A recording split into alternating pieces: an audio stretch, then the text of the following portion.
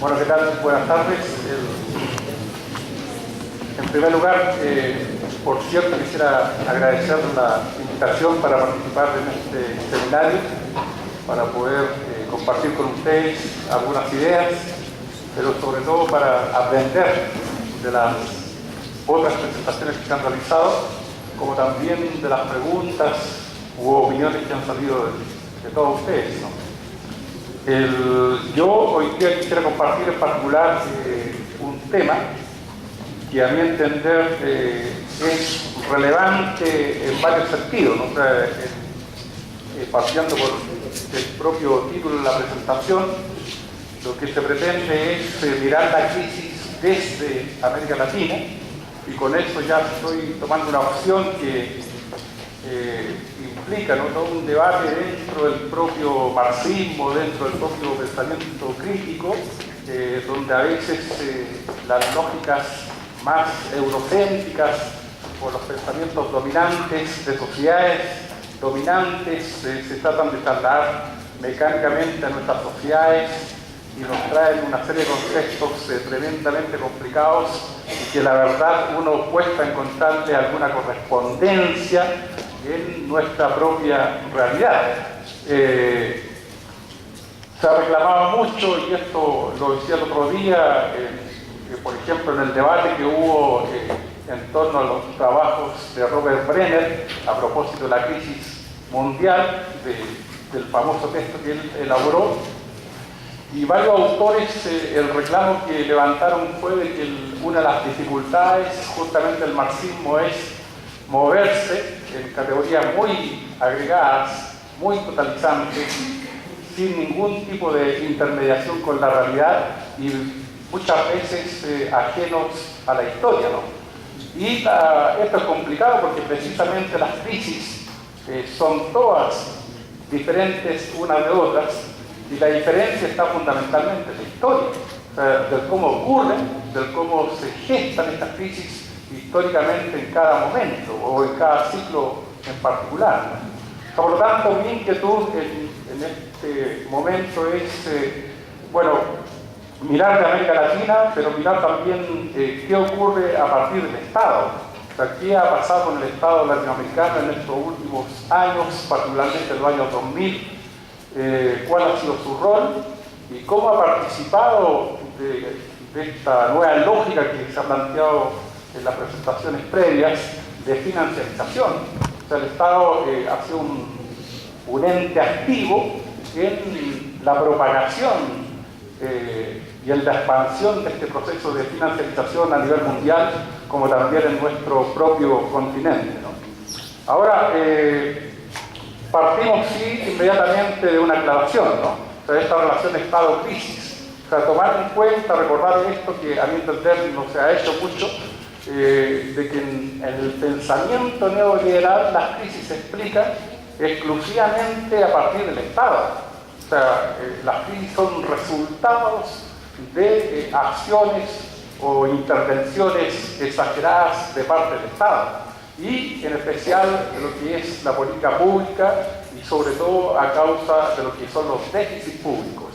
O sea, por lo tanto, una cosa que si uno la coloca en el contexto de América Latina o incluso a nivel mundial, obviamente no encuentra ningún respaldo, ¿no? O sea, creo que hoy día más que nunca puede hacer falsa ese planteamiento neoliberal de explicación de las crisis.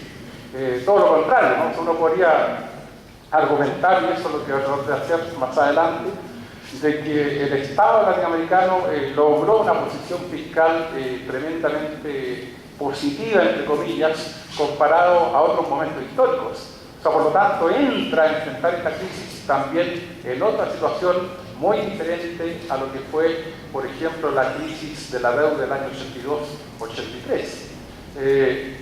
Ese es un primer punto, ¿no? Más bien la pregunta, y está planteado en el título de la presentación, si la situación del Estado, la situación fiscal del Estado puede ser resultado de una crisis o puede ser arrastrada a una crisis producto de esta crisis global. O sea, dicho en otras palabras, ¿no? O sea, el Estado no sería, a través de la política fiscal, no sería causa de la crisis, sino que más bien resultado de la propia crisis y partícipe de esa crisis, ¿no? Ese es un primer elemento, ¿no? Lo segundo que yo quisiera destacar a la hora de evaluar cuáles han sido las políticas que han tratado de implementar los gobiernos y las instituciones internacionales en el plano internacional y en nuestro continente. Bueno, uno se da inmediatamente cuenta de que el acento está puesto en la política fiscal. O sea, la política fiscal aparece como la política más eficiente, más adecuada para poder hacer frente a esta crisis, ya sea de orden financiero, ya sea de orden económico, según se lea, según estas instituciones.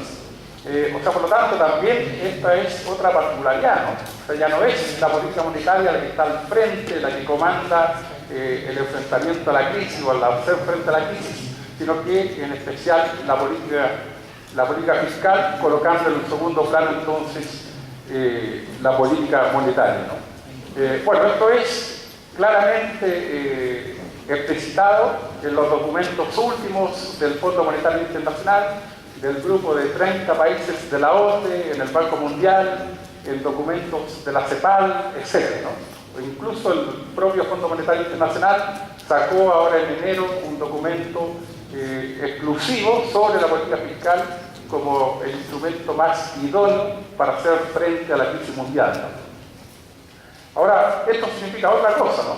Que la mayoría de los países de América Latina, y esto también con el respaldo obviamente del Fondo Monetario Internacional, venían aplicando políticas de equilibrio fiscal o de superávit fiscal, ¿no? Bueno, ahora rápidamente se renuncia a eso y se considera incluso que es necesario el déficit fiscal, que es legítimo. O sea, por lo tanto, incluso se recomienda, ahí tenemos un planteamiento de Oliver Blanchard, que es el jefe económico del Fondo Monetario Internacional, quien dice, ¿no?, de que los países al menos deberían gastar más del 2% del PIB a nivel mundial, ¿no? O sea, el déficit en comparación a eso.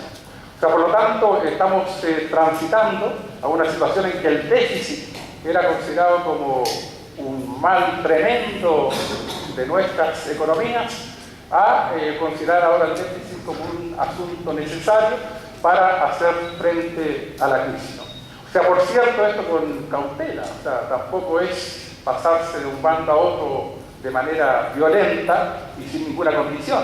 O sea, está, por cierto, la advertencia del Fondo Monetario Internacional que esta situación política debe hacerse de manera puntual, de manera temporal, que permita sobre todo mantener la sostenibilidad fiscal, que en última instancia, y eso es obviamente la lógica y la pretensión primera del Fondo Monetario Internacional, en última instancia poder seguir pagando la deuda pública de nuestros estados, ¿no?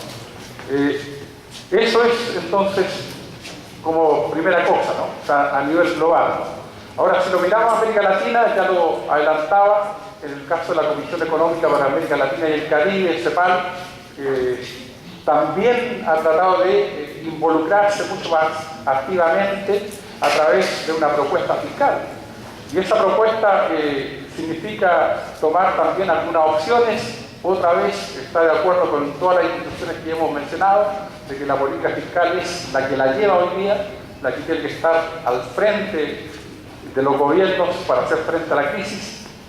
Pero, sin embargo, va haciendo algunas distinciones. O sea, por ejemplo, propone un aumento del gasto público y una reducción de impuestos, pero ellos hacen una opción por lo primero. O sea, consideran que el gasto público es mucho más importante por la razón de que lleva un aumento directo de la demanda, ¿no?